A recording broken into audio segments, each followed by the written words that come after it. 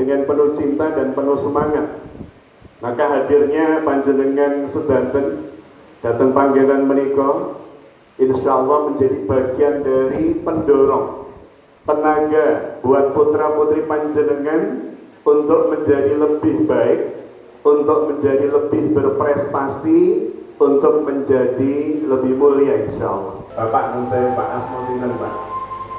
Pak Supriyadi, ini mantan musuhnya Jepang Bapak ini. Salah seorang pahlawan kita ya Pak Supriyadi. Pak Supriyadi namanya saya pinjam dulu ya Pak ini. Nanti kalau ingat saya kembalikan. Saya akan meminta Bapak Ibu melakukan sesuatu yang Pak Supriyadi akan memerintahkan. Untuk apa? Ngecek seberapa satu panjenengan fokus.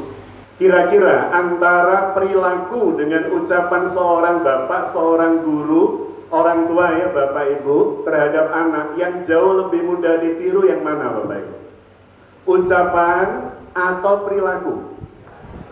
Perilaku. Maka kita coba ya, apa benar perilaku itu lebih mudah diduplikasi, lebih mudah dicontoh. Ini anak-anak kita ngintip loh Bapak Ibu, hati-hati kalau salah ya. Jadi saya akan pinjam nama Pak Supriyadi, dan setiap ada kalimat Pak Supriyadi berkata panjenengan lakukan apapun yang beliau sampaikan. Contoh sederhana ya Bapak Ibu nggih, nun sewu. Pak Supriyadi berkata monggo bareng-bareng olahraga ya, kita gerakkan tangan kita. Pak Supriyadi berkata tepuk satu. Alhamdulillah, ini anggap saja olahraga Bapak Ibu. Padahal jenengan tadi udah olahraga 3 lantai itu ya. Pak Supriyadi berkata tepuk 3, tepuk 1. Nah, itu yang salah karena Pak Supriyadi tidak berkata. Ini berarti kurang konsen ini. Jangan-jangan jenengan di sini Bu pikirannya di pasar Bandung. Baik. Sekarang yang kedua berkaitan dengan contoh tadi, contoh dan kalimat. Hati-hati Bunda Ayah. Ini eksperimen real. Dan banyak kemudian contoh yang kemudian kita lihat dalam kehidupan keseharian. Antara perilaku orang tua dengan kata-kata itu nggak nyambung. Ini yang kemudian sangat berbahaya. Maka sekarang kita lakukan dalam ruangan ini. Bunda Ayah, Bapak Ibu, nama Pak Supriyadi sudah saya kembalikan Pak ya. Udah ingat lagi Pak ya. Sekarang panjenengan mengikuti apa yang saya contohkan. Mohon maaf ya, panjenengan mengikuti apa yang saya inginkan, yang saya katakan. Jangan mengikuti apa yang saya contohkan. Jenengan tidak boleh melihat atau mencontoh saya, tapi ngikutin apa yang saya katakan. Lakukan saja. Contoh ini biar nanti nggak salah. Bapak Ibu, untuk kita pegang telinga kita, Bapak Ibu. Telinga Pak, telinga Pak. Perintah saya telinga. Jenengan ngikuti kalimat, jangan contoh saya. Oke, clear nggih? Karena ada bapak yang tetap ngotot gak hidup. Hati-hati ya perintah. Sekarang kita lihat kekuatan perintah dengan contoh itu lebih dahsyat mana. Saya akan melakukan dengan cepat, tapi bapak itu harus lihat saya biar kelihatan nanti perbandingannya. 1, 2, 3, angkat tangan kanan Bapak Ibu. Genggam. Pukulkan ke atas sambil takbir. Lepas semua jari. Jempol kelingking satukan Bapak Ibu. 3 jari yang lain direkatkan. Digeser ke samping kanan kepala dan bareng-bareng ditempelkan di dagu. Dagu Pak. Alhamdulillah ya. Mayoritas dagu kita di sini Pak hari ini. Hari punya agenda, rencana, harapan.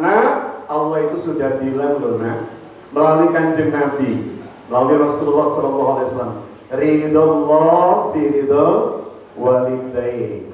Ridho Allah itu bergantung pada ridho orang tua. Jika orang tua saya ya Allah berharap saya bisa melanjutkan di tempat ini ya Allah, aku ridho. Meskipun ya rodok bosen gini ya Allah.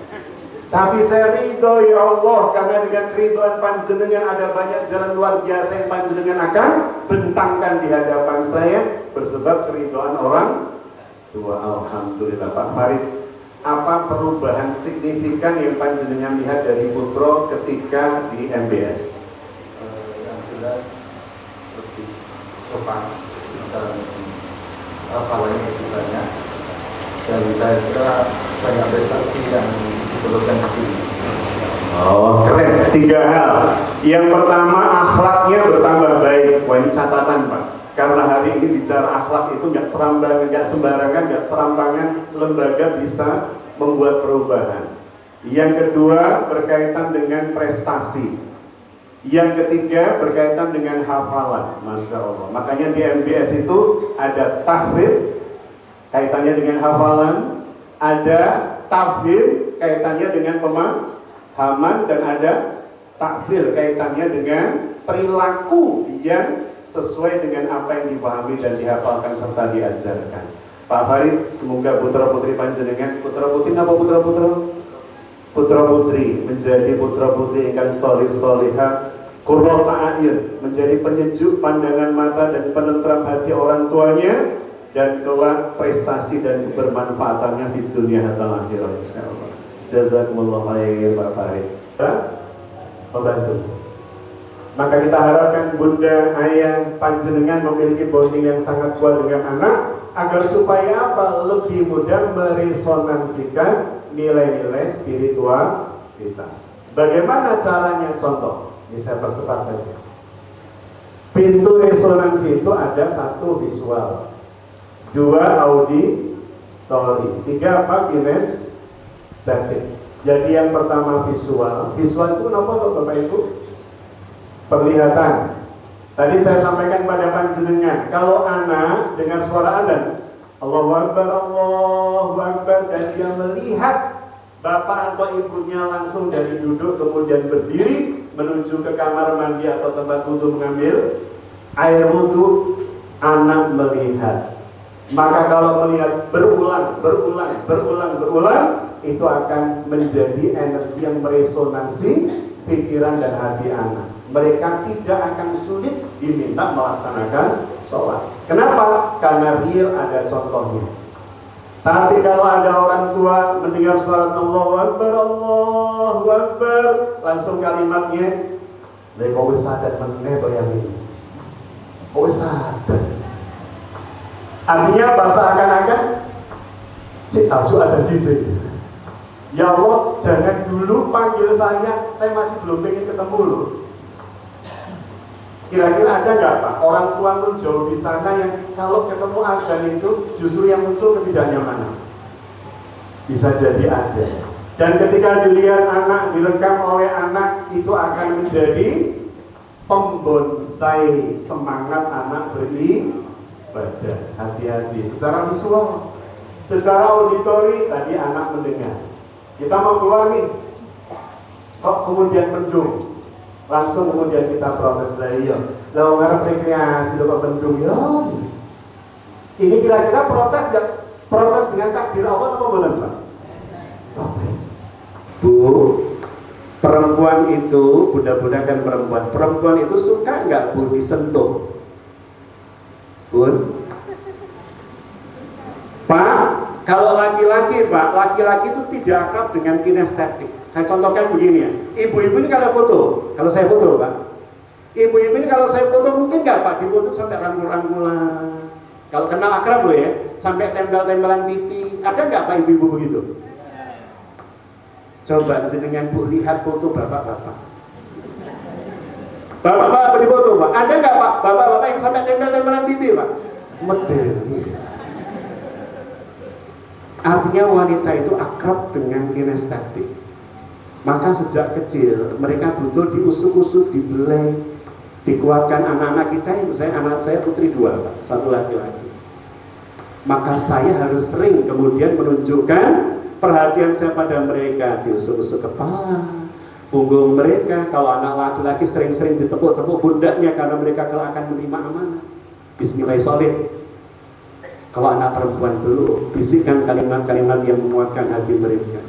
Dan alhamdulillah putri kami yang pertama dari mulai SD, SMP, dari mulai ibtidaiyah, sanawiyah, aliyah, kemudian kuliah S1 di Malang, sebagai itu S2, sampai menikah tidak pernah pacaran. Dan ketika kemudian akan menikah terjadi hal lucu. Ketika saya bilang pada anak saya, "Nduk, kalau memang ada yang sudah suka dengan kamu, Nduk, suruh telepon Abi, suruh datang ke rumah. Tiba-tiba ada anak Pak dari Sulawesi nelpon saya malam-malam. Assalamualaikum, dan panggil saya Abi gitu ya, udah kayak deket. Assalamualaikum Abi, gini, saya temannya Farah, nama anak saya Farah. Jadi Farah saya tanya, Dok sini Dok, ini ada temanmu nelpon, gimana, kamu suka atau enggak? Aku gak suka dengan anaknya Abi. Lo gak suka kalau suruh nelpon Abi toh nak? Lo kan Abi bilang kalau ada yang suka nelpon Abi itu kan, ya Allah. Maksudku ya orang mundur itu saking apanya Pak, saking polosnya. Jika seorang anak hidup dengan rasa benci, kebencian ibunya, ayahnya selalu dikatakan, ibu benci sama kamu, ibu gak seneng sama kamu. Maka ketika kemudian terus kata-kata itu mereka dapatkan, maka mereka tidak bisa lagi menghargai hidup. Bagi mereka ternyata Allah itu bukan Rahman Rahim, tidak kasih, tidak sayang. Terlihat rasa dari apa yang disampaikan orang tua, cara pandang orang tua saya, Ustaz, terhadap saya. Saya punya mahasiswa Pak, saya ngajar di Stikes. Salah satu mahasiswi mahasiswi kami itu pernah mengalami kendala psikis terhadap ibunya. Karena ketika saya menceritakan tentang ibu, kita ulas dan seterusnya perjuangannya, teman-temannya banyak yang menitikkan air mata. Tapi dia sorot matanya kaku, sorot matanya dingin. Sampai kemudian selesai, dia bilang, Pak, saya menyampaikan sesuatu pada panjenengan. Maka masuk kemudian ke kantor, dia cerita bahwa siapapun yang bercerita tentang ibu, hatinya tidak pernah bergerak untuk mencintai Pak. Tapi dia mengatakan, saya berusaha Pak Hatta untuk bisa mencintai ibu saya, menyayangi ibu saya, tapi belum bisa. Dan kenapa itu terjadi? Dirunut ke belakang, ternyata masa kecilnya, dari mulai dia dari rahim Pak, dia anak yang tidak dikehendaki oleh ibunya. Anak kandung, tapi tidak dikehendaki kelahiran. Sampai ibunya minum jamu apapun, kadang dipukuli agar supaya terjadi keguguran, anak ini tidak lahir. Tapi Allah berkehendak, dia lahir. Maka kelahirannya menjadi anak yang tidak pernah diinginkan ibunya. Dan itu tersimpan di memori bahwa sadarnya sejak dia dalam rahim. Sehingga ketika dulu ditanya awal-awal apa yang menjadikan kamu tidak cinta dengan ibumu, dia kesulitan jawab, saya nggak tahu. Saya pengen mencintai ibu saya tapi nggak bisa. Jadi bunda yang dirahmati Allah, hati-hati. Hati kita itu tersambung dengan anak, tersambung dengan fitrah anak, maka hargai mereka, tempatkan di tempat yang benar dan seterusnya.